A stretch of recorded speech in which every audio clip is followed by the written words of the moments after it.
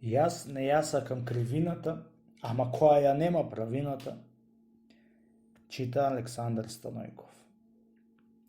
Еден лош човек си патувал од еден град на друг и настрет пат стрела еден човек и тој си патувал кај што одел лошиот човек. Од кога се поздравиле двата, се здружиле да патуваат. Лав муабет отвориле за како живеат со ќесати и зулуми. Првиот човек бил кривината, преправен во човек, а вториот бил правината и тој преправен на човек. Ниту кривината ја познала правината, ниту правината ја познала кривината. Чинејќи си такви лакрди за како треба да живеат на овие лоши годиња, правината му се плакала на кривината и на 3 дни леб јадела толку што била намака.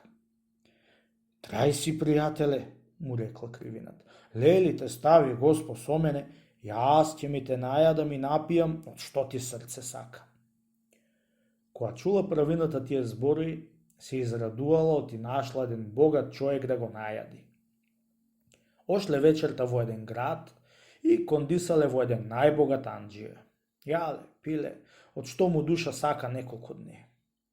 На одење го викна кривината анџијата да му каже есапот. Му кажал анџијата есапот, да речеме 90 гроши и сакал.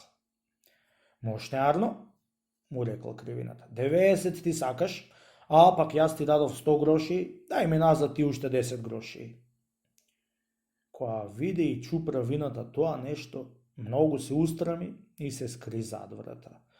А пак кога чула анџијата тој збор од кривината, многу се налути и се кара со неа, арно, ама Господа те чуе од шерет даваси, а пак кривината толку викаше против анџијата и батакчија го праеше, што целата чаршија му ја собра и кој што чу, се анџијата крив го праеше.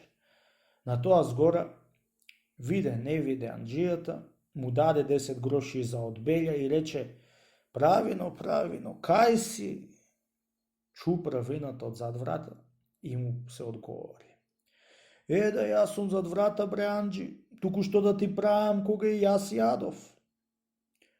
Од тогаш се одделија правината и кривината и нема да се здружат до векутума века.